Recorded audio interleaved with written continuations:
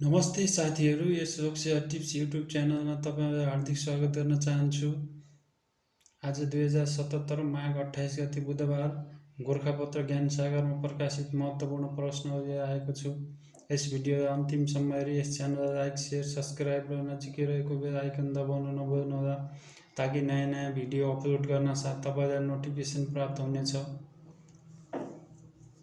प्रश्न नम्बर 1, केन्द्रीय तथ्याङ्क विभागद्वारा पहिलोपटक गरिएको आर्थिक गणना अनुसार मुलुकभर जागिरेका रूपमा कार्यरत कर्मचारीको औसत मासिक तलब कति रहेको छ? रु 20,543 रुपियाँ।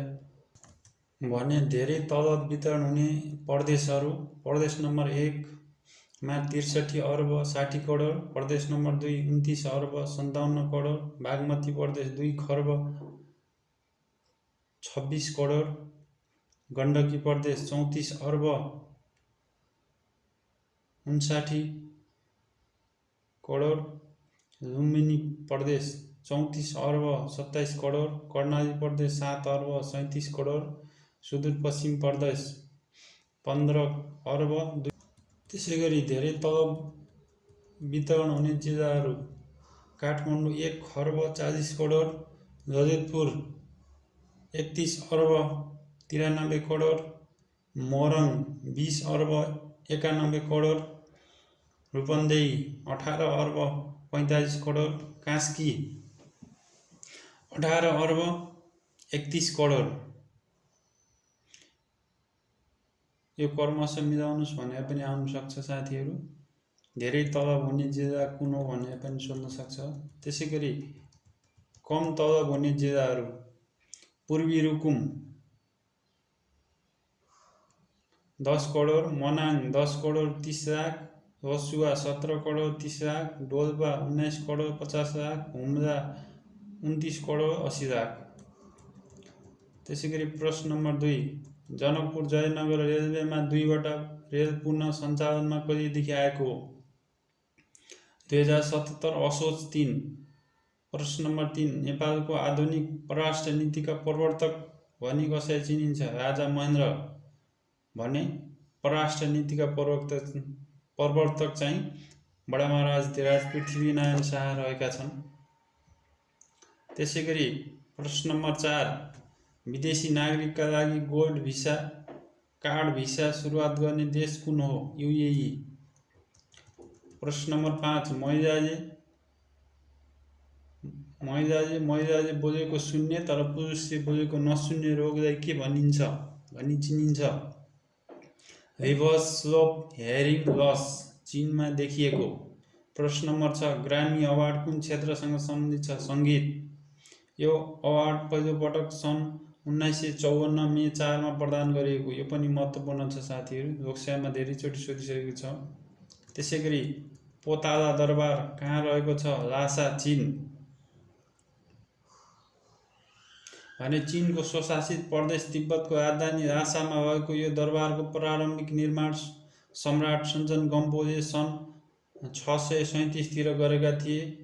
उनी नेपालका राजकुमार भेगुटीका पति थिए। यो दरबार कालान्तरमा तिब्बती धर्मगुरु दलाई लामाको नियन्त्रणमा पर्न गयो। पोताला दरबार सन् 1994 मा विश्व सम्पदा सूचीमा सूचीकृत भएको। त्यसै गरी प्रश्न नम्बर 8, नवीकरणीय ऊर्जाको विश्वव्यापी रूपमा व्यापक प्रयोग र दिगो उपयोग गर्ने उद्देश्यका साथ international renewable energy agency IRENA को स्थापना कहिले भएको हो? सन् 2009 जनवरी 29। यसमा चाहिँ 152 देश रहेका छन्। यससँगै नेपाल दक्षिण एसियाबाट IRENA को सदस्य बन्ने कान्छो राष्ट्र बन्ने भएको छ। त्यसै गरी प्रश्न नम्बर 9, बेजिङ 5 सम्मेलन केसँग सम्बन्धित छ? महिला विकास। यो पनि सोध्न सक्छ। त्यसै गरी प्रश्न नम्बर 10, डाउटर अफ इस्ट नामक पुस्तकका सर्जक को हुन्? बेनिजर भुट्टो। प्रश्न नम्बर 11, कुनै पनि विदेशी नागरिकले नेपालीलाई धर्मपुत्र अथवा धर्मपुत्री राख्दा उमेरमा कति वर्षको अन्तर हुनुपर्ने प्रावधान छ? 30। प्रश्न नम्बर 12 भारतको विशाखापट्टनम बन्दरगाह नेपालको लागि औपचारिक रूपमा कहिलेदेखि खुला भएको हो? विक्रम सम्वत 2073 असार 10। प्रश्न नम्बर 13 नेपाल विश्व व्यापार सङ्गठन WTO को सदस्य कहिले बनेको हो? सन् 2004 अप्रिल 23। यो चाहिँ 2061 वैशाख 11 गते रहेको छ नेपाली डेट। त्यसै गरी प्रश्न नम्बर 14 ला मिच रेबल नामक बृहत उपन्यासका लेखक को हुन्? फ्रेन्च साहित्यकार भिक्टर ह्युगो। प्रश्न नम्बर 15 विश्वमा सबैभन्दा बढी चरा पाइने उपत्यका कुन हो? अरुण उपत्यका। यो नेपालमा रहेको छ साथीहरू, भने सङ्खुवासभा जिल्लामा पर्छ। त्यसै गरी प्रश्न नम्बर 16 दोस्रो विश्वयुद्धको अन्त्यसँगै विभाजन भएको कुन राष्ट्रसित युद्धको अन्त्यसँगै एकीकरण भएको हो? जर्मनी। प्रश्न नम्बर 17 सम्पत्ति शुद्धिकरण अनुसन्धान विभागको स्थापना कहिले भएको हो? विक्रम सम्वत 2068 साउन 20। प्रश्न नम्बर 18 10,000 किशोरी र महिलालाई डिजिटल तथा वित्तीय साक्षरता प्रदान गर्ने उद्देश्यका साथ स्मार्ट छोरी अभियानको सुरुवात कहिले गरिएको हो? विक्रम सम्वत 2075 फागुन 11। स्मार्टफोन प्रयोग गर्ने र इन्टरनेटको पहुँचमा रहेका 15 देखि 35 वर्ष उमेर समूहका नेपाली किशोरी तथा महिला यो अभियानमा सामेल हुन सक्ने। प्रश्न नम्बर 19 कर्णाली प्रदेशद्वारा पहिलोपटक पेपरलेस मन्त्री परिषद बैठकको सम्पन्न कहिले गरियो? 2075 भदौ 9। नेपाल सरकार मन्त्री परिषदद्वारा पहिलोपटक 2075 साउन 10 गते पेपरलेस बैठकको सम्पन्न भएको थियो। त्यसै गरी प्रश्न नम्बर 20 हिप्पोक्याम्प भनेको के हो? एक खगोलीय पिण्ड। त्यसै गरी प्रश्न नम्बर 21 जीवन साइकलको सवारी जस्तै हो जसमा सन्तुलन कायम राख्न निरन्तर चलिरहनु आवश्यक छ। यो भनाइ कसको हो? अल्बर्ट आइन्स्टाइन वैज्ञानिक। प्रश्न नम्बर 22 प्रसिद्ध समाजसेवी तुलसी मेहरद्वारा जनचेतना जगाउने उद्देश्यका साथ सञ्चालन गरिएको चरखा प्रचार नामक अभियानमा रोक लगाउने राणा प्रधानमन्त्री को हुन्? भीम शमशेर।